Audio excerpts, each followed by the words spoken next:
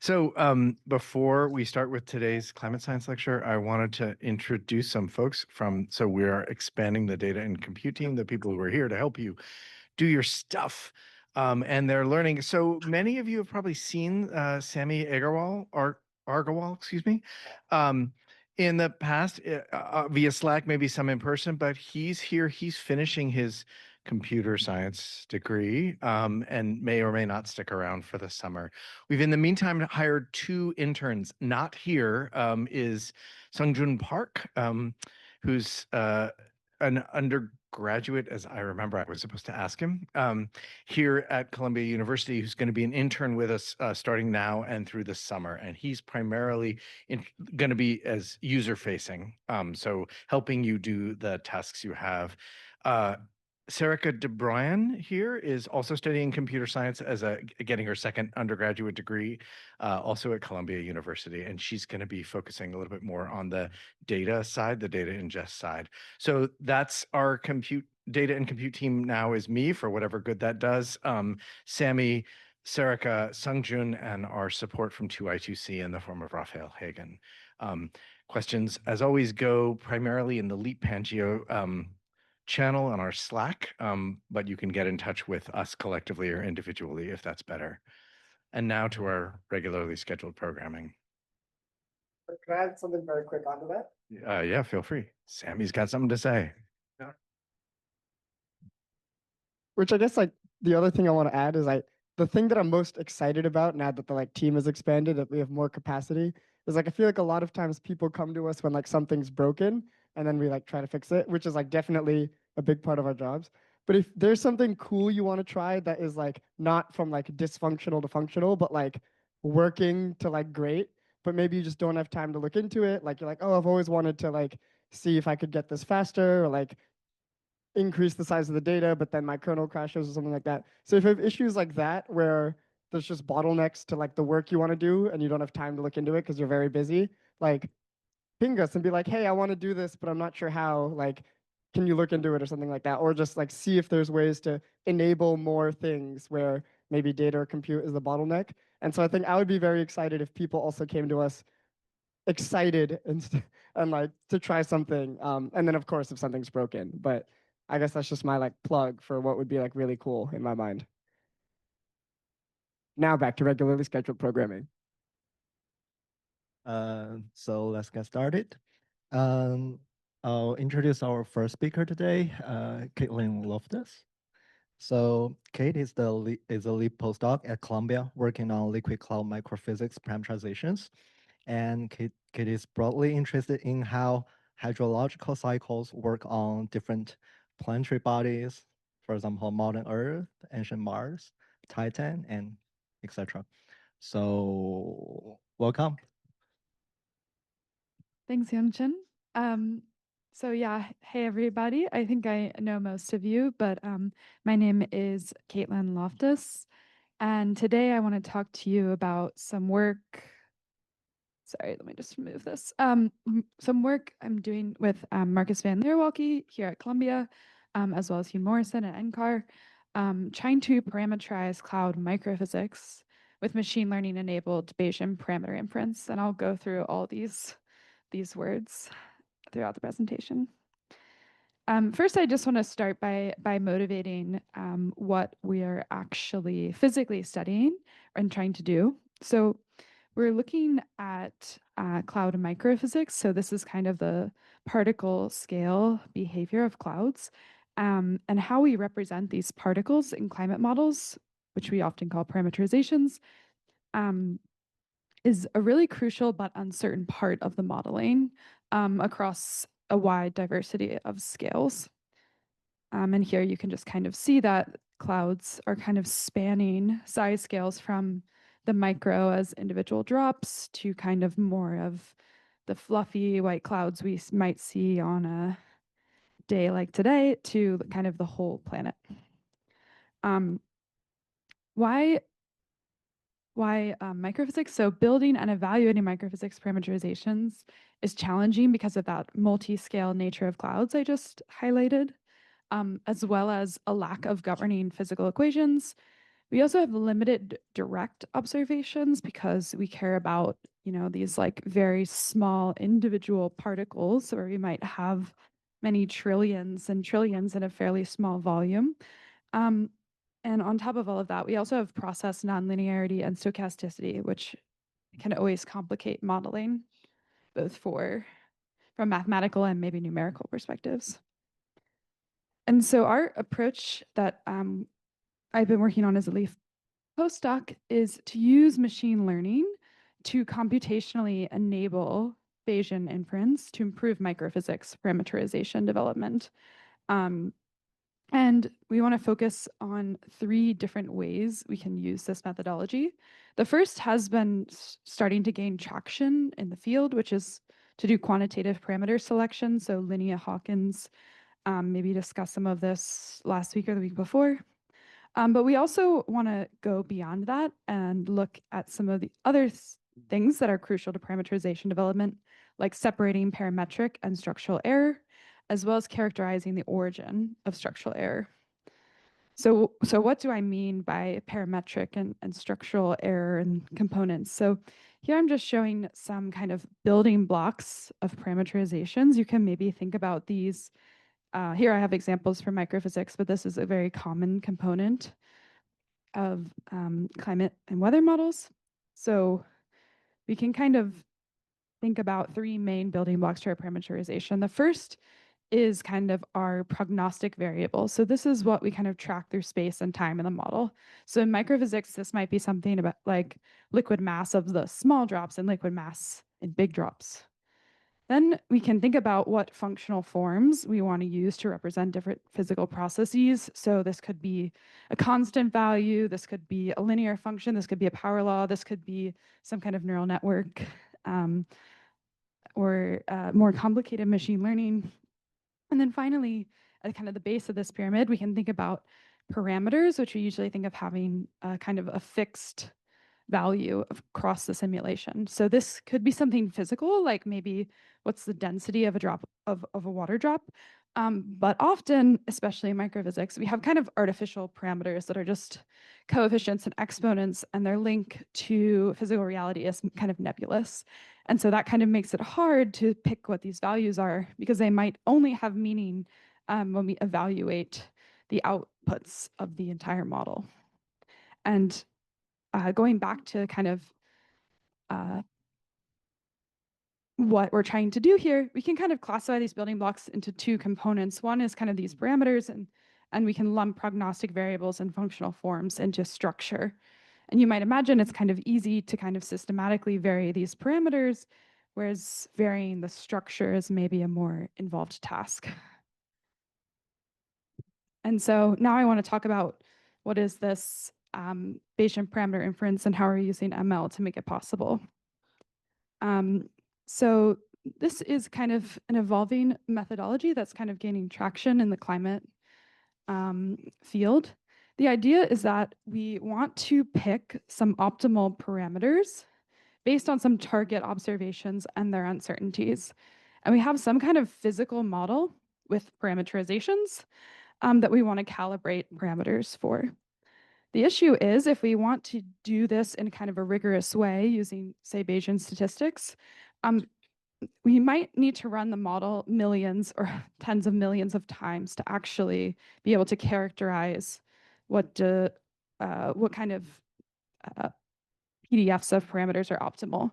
And that's not really physically tractable. We have kind of a 3D physical model that might take hours to do a single run. So instead, what we can do is run a perturbed parameter ensemble. So we take our physical model, we take a bunch of the parameters we're interested in, and we randomly perturb them. And we use this to use machine learning to emulate our kind of computationally expensive physical model as a function of parameters and maybe different environmental conditions, and simulate the kind of observations and their uncertainties that we're trying to constrain against. And so this methodology can make Bayesian inference computationally feasible. Yeah, Sammy? PPE like doesn't use the emulator, it uses the actual like physics-based model?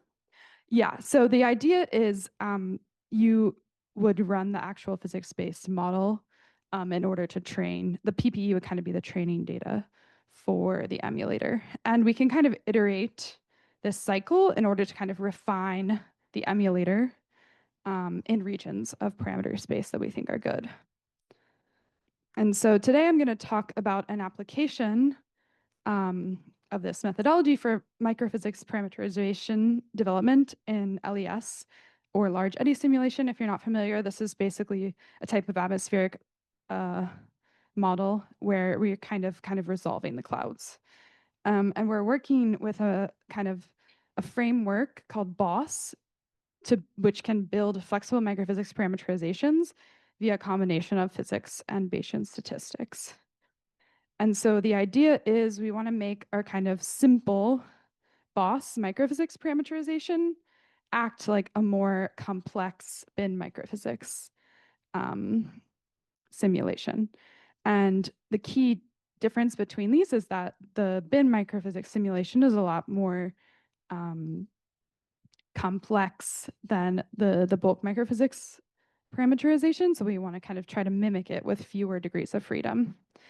And our target is kind of to have similar mean end state properties across a bunch of stratocumulus, which is just a type of cloud cases. And so here I'll just go back to those kind of three targets that we have with this methodology. The first is quantitative parameter selection. So here can show across some different cases of varying background aerosol that we can put our emulated posterior parameter sets from our emulator back in the LES and get good results compared to our target observations. So here I'm showing on the y-axis mean surface rain rate as a function of time.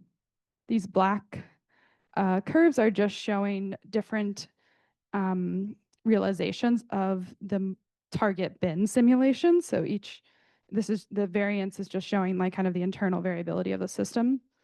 And these purple lines are now showing after calibration our parameterization scheme using different parameter sets for different lines. And you can kind of see these are largely matching what the bin scheme is doing. And here is just a different output of the model. So now we're looking at vertical profiles of liquid drop mass flux. So this is kind of like vertically resolved rain rate. Here again, we have our bin simulations, and our parameterizations in purple are showing kind of similar behaviors. So just getting the parameterization to look like our target is kind of an important task we want to perform, but we also want to make our parameterizations better. And so another thing we can do with this methodology is begin to separate parametric and structural error. Why this is important is because we have very kind of different improvement paths for these different types of errors. So just kind of as a reminder, the structure is kind of what variables are we using and what kind of functional forms, whereas the parameters are just individual values. So you can imagine if we just need different parameters, it's very easy to change these in a model, whereas structural changes are just much more difficult to implement. And they involve kind of changing or adding different process representations, changing or adding prognostic variables, and kind of without some kind of guidance of what is our current parameterization doing versus a target, it can be very difficult to actually make structural changes that are productive. Yeah, Sammy? Given that within the like cloud microphysics world, like how many different like structural like models are there? And is it kind of like a spectrum, or are there like discrete communities of people are like, okay, you do it this way, this way, this way? Or is it much more like fuzzy and like it's like 100 different ways that are all slightly different? Yeah, so if you look, for example, at a certain I guess there is some diversity. If you look at what's in CMIP, which is kind of like, I would say, what kind of climate models are being used in an operational capacity, while they all have different microphysics schemes, if you actually like look at a higher level, they're making very similar assumptions. They have very similar prognostic variables and often have very similar process representations, even though the exact details might be different. So that might be I'll talk about one of those assumptions in a second. Yeah, trying to characterize structural error or origins. So maybe to Sammy's point, one thing that's in basically every CMIP 6 model, so that's the most recent generation of CMIP, is this process that we call autoconversion. This is the idea that we're trying to represent the collisional growth of different liquid drops. And all of these models, if they have microphysics, will divide liquid water into 2 categories loosely based on size. You have some kind of small cloud drops and bigger raindrops. And autoconversion is representing how cloud drops combine to produce raindrops. And this is kind of a key regulator of cloud radiative and precipitation properties, which are kind of important for long-term climate predictions. And also, this is a key mediator of aerosol cloud interactions. And what we find using this methodology is that we can show that autoconversion is repeatedly emerging as a source of structural error. This isn't particularly surprising from a theoretical perspective. So one thing that we can do is look at different process rates for our kind of simpler bulk scheme versus our target bin scheme. This is not used when we do our parameter inference. We only kind of are targeting kind of mean emergent properties. And so what we can see is for other processes like accretion, which is representing how those small drops and big drops are combining to form more big drops. We can see these processes agree very well after we perform our constraint. However, if we look at autoconversion, here we're showing bulk on the y-axis and bin on the x-axis.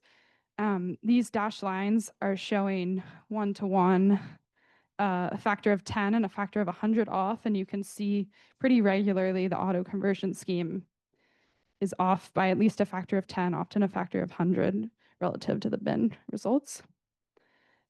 We can also look at PDFs of these rates, and we can see, so in purple, I'm showing our bulk results, in black, the target kind of bin. Each of these lines in the purple is showing a different PDFs for individual posterior parameter sets. And what we can see is that these constrained bulk rates are kind of straddling to like a bimodal behavior in the bin scheme. And if we look at what's happening physically, we can see that these 2 modes are happening because of physically, we have kind of 2 modes of collisional growth, which the traditional autoconversion parameterization just can't capture. And so it's kind of straddling in between these 2. And for comparison, if we look at the other process rates, so here again is accretion, we can see these are mapping quite well, even though we haven't used this in their constraint. And then finally, if we look as a function of different environmental conditions, our one of the parameters associated with autoconversion, an exponent, is the most sensitive to different environmental conditions. So this plot is just showing the exponent posterior PDF, marginal posterior PDF, and each individual line is showing different environmental conditions. And we can see we have a huge spread of values. For comparison, this is that other process involved in collisional growth. You can see these x-axes are to scale for the exponent. You can see not only do we have a much smaller scale, we also see good agreement across environmental conditions. And we can interpret this as suggesting insufficient complexity in how autoconversion is being represented. And so now, if I have time, I showed you some maybe cool things we can do with this method, but since this is kind of a research update, I figured I would include some challenges we are facing with this method.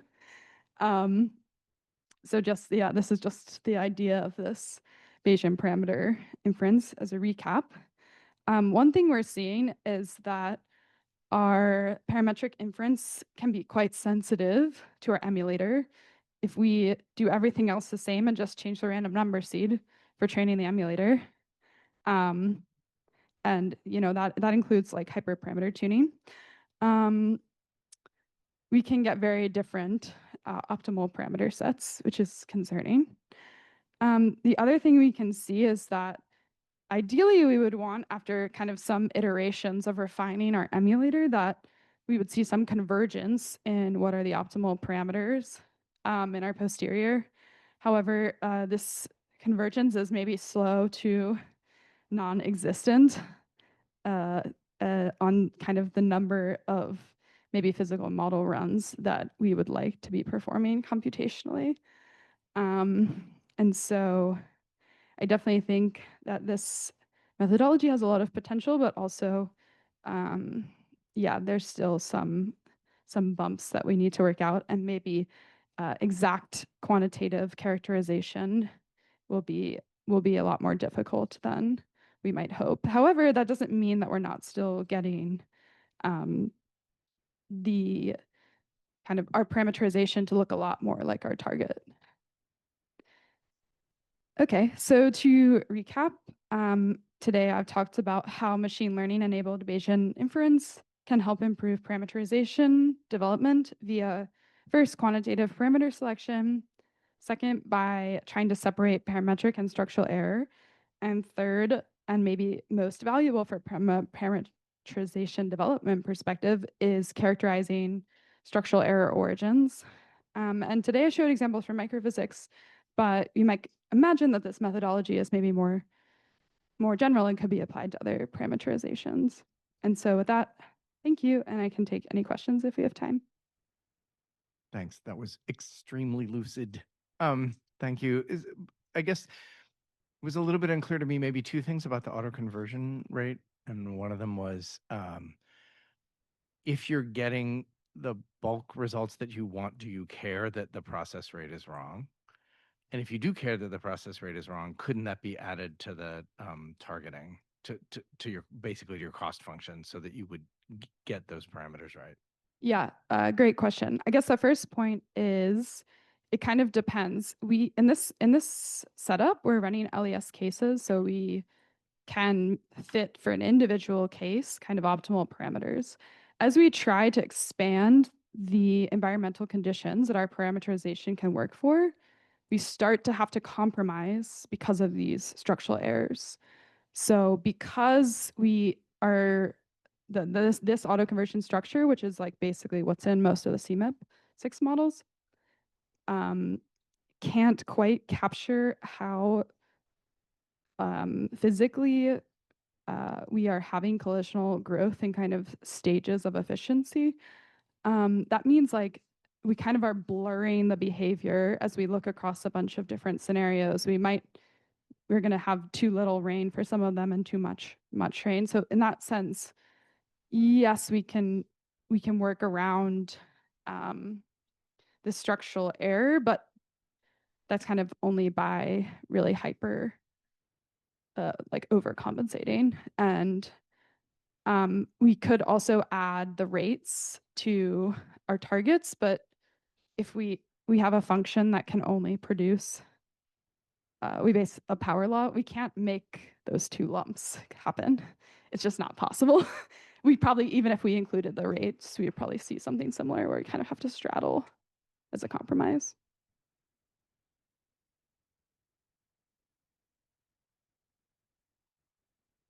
If I could add a little this to make it a discussion, like we have and other people have also trained to rates and gotten bad performance with the actual, full evolution of the cloud. So the problem is that the rates, you don't know which rates are most important for the nonlinear evolution of the more complex system. And I think it goes into this like bottom up, top down, that the bottom up ensures some sort of physical generalizability perhaps, and the top down ensures that you are getting the most important things that you really care about right. But yeah, I think it's complicated. Axel Seifert talked about this. Exactly. Yeah, I think what's actually promising is that a lot of the other process traits, even though we're not constraining on them, they look quite similar. And so that suggests that for the most part, we're getting the right answer for the right reasons. So we just need to design a better autoconversion. We have a question online. Thanks for the great presentation, Kate. What do you think of the role of the quantified uncertainty in structural error? Is it in a way alleviate the issue or totally on another level? I'm not sure about the issue. Maybe could the person specify? Oh yeah, Kate, I was wondering the parameter, like the structural error, like if we get sort of the wrong reason but get a somewhat right answer, does it help with the structural error? So the uncertainty in the parameter sometimes help reduce the structural error. So what do you think of that? Thanks. Yeah, thanks, Yang. I think we can definitely like kind of ameliorate some of these structural errors by this process, from the parameters. But if we don't have sufficient flexibility, we will in the structure will and that's kind of an important thing to how the system is evolving. There's only a certain point to which we can kind of compensate for structural error by parametric error. So I think in this case, we can kind of get away with some of the structural error. But as we add more diverse situations, that might come more and more to the forefront, and we can't just broaden our parametric space to compensate for that. Thanks. Okay, thank you. Very great presentation. So I would like to just know the emulator you used is in practice a neural network or what? And also to compare the simulated observation with the actual one. So you use a cost function. Thank you. Yeah. Okay. So we have tried a number of different ways to construct the emulator because of this issue, which has been impeding our publication on this. So basically, we cannot. The emulators we've tried so far, at least, we see a lot of sensitivity to just kind of random number seeds and what kind of outputs they're producing. So for the most part, we have been focusing basically on neural networks, but kind of constructed in different ways. So we tried some work that Aziz Borai did a few years ago, where you kind of use a different way of constructing the neural network, where you have two neural networks and one of them is kind of untrained and one of them is trained, and that kind of lets you try to better account for structural uncertainty in the emulator. We tried kind of just predicting the observations and then doing that with a bunch of different neural networks, and then kind of using the mean and standard deviation of that as our predicted observations and uncertainties. We tried predicting a Gaussian distribution for each observation. So the neural network will predict a mean and a standard deviation for every observation. So far, nothing has really alleviated this problem, but yeah, in general, it's kind of flexible to whatever machine learning emulator you want to construct. But we do, because we have so many parameters, we do want it to be able to be auto-differentiated, which might limit some of what you can do, because it has to play nice with the AD. And then in terms of the kind of cost function, we're just using, we're constructing the likelihood in the Bayesian inference from just assuming a Gaussian, a multivariate Gaussian. And for now, we're also using a similar cost function to construct the model, the emulator.